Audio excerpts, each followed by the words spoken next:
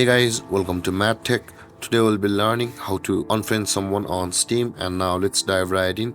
Now to unfriend someone on Steam, first open up your Steam app and log into your Steam account, as I've already logged into my Steam account over here.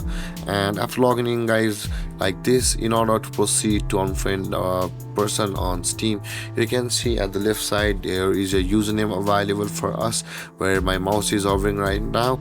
And when you hover over your username over there, you can see the friends option available for us. On this menu, click on the friends button over here, and all of your friends on Steam will be available over here. Now in order to unfriend someone on Steam, click on the person or your friend's account whom you want to unfriend, and the profile will appear like this.